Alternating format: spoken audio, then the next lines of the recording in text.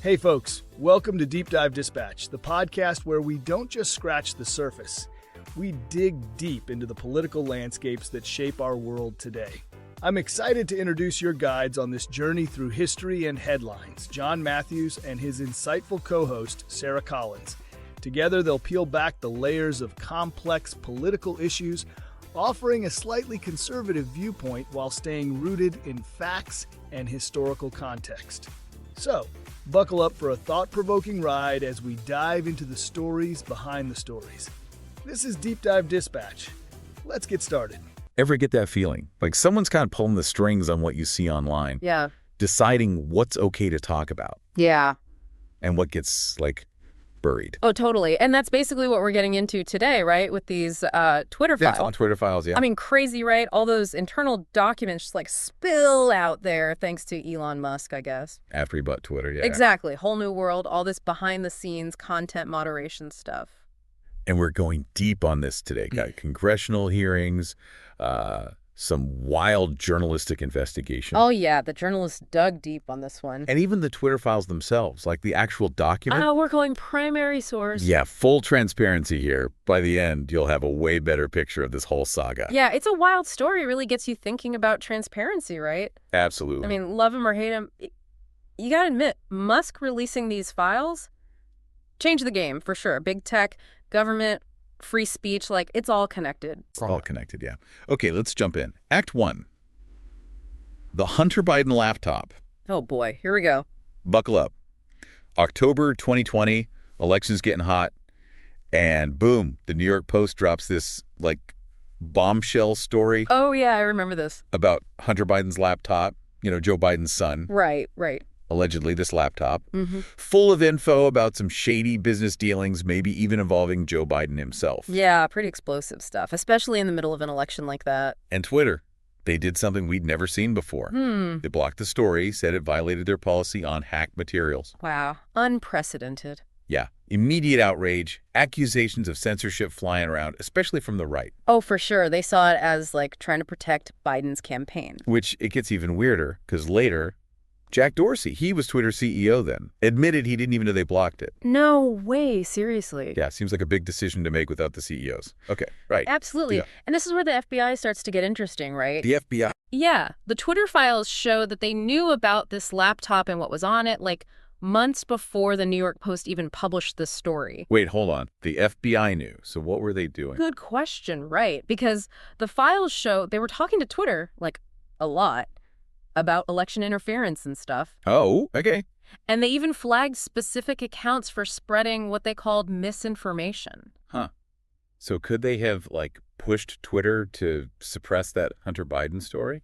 Well, the files don't totally prove that. But That makes you wonder. Exactly. And later, those congressional hearings, they found out the FBI got the laptop from a computer repair shop owner. Oh, right. And some agents, they were worried it wasn't real. Fake laptop. Yeah, but that worry Right. didn't seem to spread very far inside the FBI, Because they still flagged that story to Twitter as potential disinformation. It's just this whole thing really sets off alarm bells about how much the government's talking to these social media companies, Yeah. Makes you wonder how much say the FBI really had in what Twitter was doing. Big questions for sure. And that's what we'll dive into next, right? Just how deep did this go? Yeah, we're getting into that next. Hey everyone, just taking a moment to send a huge shout out to all of you tuning in to Deep Dive Dispatch. Your support really keeps us going. And if you're enjoying the deep dives and want to help us continue bringing you these thought-provoking discussions, head over to deepdivedispatch.com. It's an awesome way to support the show and keep the conversation alive. Big thanks for being part of our community. Now, let's jump back into the next part of our episode and keep unraveling these intriguing topics. Enjoy. To really get this FBI thing, you got to rewind a bit, Back to 2016, after that crazy election. Oh, yeah, everyone freaking out about Russian interference and fake news and all that. Exactly. And Twitter, they were under a microscope, right? Had to prove they were fighting misinformation, foreign meddling, all of it. Didn't want to be seen as part of the problem. Right. So they start working closer with, the FBI, Homeland Security. Makes sense. Those guys are the experts, right? Sure. Seemed like a good idea at first, but the Twitter files kind of show that cooperation went too far, That line between public and private, it got blurry. Yeah, because the files show this constant back and forth, right? Agents flagging accounts, flagging content, saying it's suspicious, harmful, whatever. It's almost like they wanted Twitter to, like, do their surveillance for them. Wild. And then it wasn't just, like, suggestions or chit-chat, right? The files show the FBI sending spreadsheets, whole lists of accounts they wanted banned. Yeah, and some of these accounts, tiny, barely any followers, posting stuff that was clearly, like, satire jokes. Seriously. So did Twitter just, like, do what they said? No pushback? Well, it's kind of mixed, actually. You see some internal messages, Twitter employees worried about this, like, are we censoring legit speech here?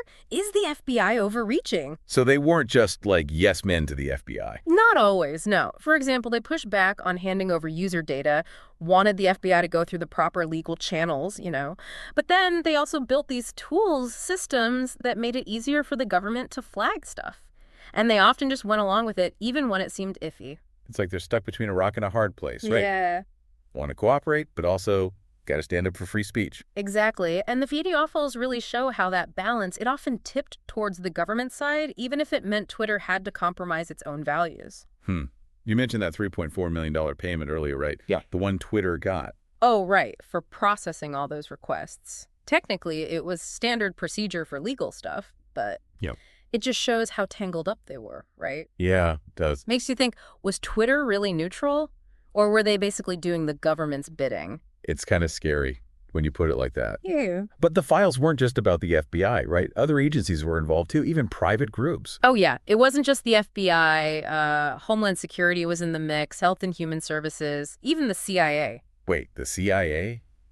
Seriously? Right. What were they doing on Twitter? It's crazy, right? The files don't tell us everything, but it seems like they were part of this bigger effort to fight foreign influence and disinformation, especially after 2016. So not just U.S. politics, but like global stuff too. Right, because the internet, it's worldwide, so it makes sense they'd be worried about that. But the files make you question how far this surveillance went, Were they silencing legit voices just to protect national security? It's a slippery slope. And then what about those private groups you mentioned?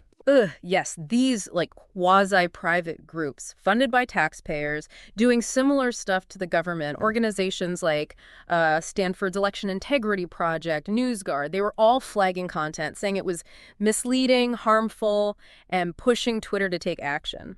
So it wasn't just the government, but these groups too. What was their deal? Well, they said they were protecting people from disinformation, making the internet a better place, all that. But it's like, who are that to decide what's true and what's not? It's scary how much power these unelected, unaccountable groups have over what we see and hear online. It's a lot to take in, right? Government, private groups, Twitter itself, all tangled up in this web of like censorship and surveillance. It is, isn't it? Yeah. And it leads to this big question. How did Twitter as a company handle all this? Were they just taking orders or did they have their own agenda? That's what we'll get into in our last act. Hey everyone, just taking a moment to send a huge shout out to all of you tuning in to Deep Dive Dispatch. Your support really keeps us going. And if you're enjoying the deep dives and want to help us continue bringing you these thought-provoking discussions, head over to deepdivedispatch.com. It's an awesome way to support the show and keep the conversation alive. Big thanks for being part of our community. Now, let's jump back into the next part of our episode and keep unraveling these intriguing topics. Enjoy. So it sounds like Twitter was getting it from all sides. Yeah. Right. But were they really just like helpless? Or were they calling some of the shots themselves? That's the thing, right? All that pressure, undeniable. But the files also show Twitter wasn't always playing the victim. Sometimes they went even further than the government asked. Really? Yeah, like they built their own systems for censorship, suppression, the whole 9 yards. But what, they were like proactive about it? Got any examples? Oh, yeah. Take visibility filtering. They use that to basically downrank certain accounts, certain tweets, made them harder to see. So instead of banning someone outright, they just made it so people wouldn't really see their stuff. Exactly. Sneaky. Right. Most users probably had no clue. And Bari Weiss, one of the journalists working on the files, she found evidence this filtering. It wasn't random. Oh. Nope. Conservative voices, they got hit the hardest. Hold up. They were targeting specific political views. Looks like it. Big names, too. Dan Bongino, Charlie Kirk, even academics like Jay Bhattacharya from Stanford. He questioned the lockdowns. Boom, visibility filter. Man, that's messed up. It's like they're pretending to be this open platform, but behind the scenes, they're controlling what we see. It's all about manipulating the narrative, right? Makes you wonder, what does this mean for free speech, for actual debate? If they can do that, it's kind of scary.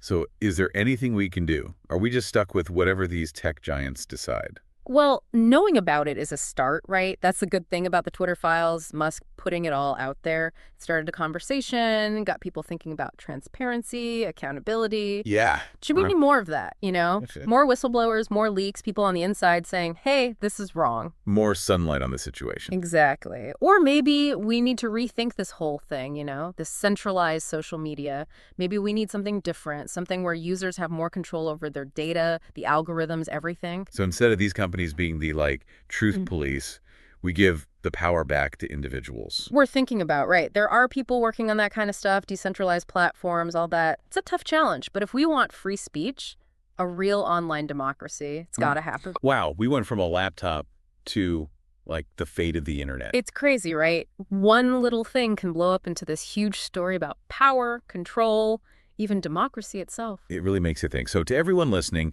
pay attention to what you're seeing online, okay? Who's deciding what you see, what voices are missing, and what can you do to make the internet a more open, honest, and fair place? Big questions, for sure. The Twitter files, they were just a peek behind the curtain, but they showed us that power, even online, can be abused. It's on all of us to make sure technology helps people, not the other way around.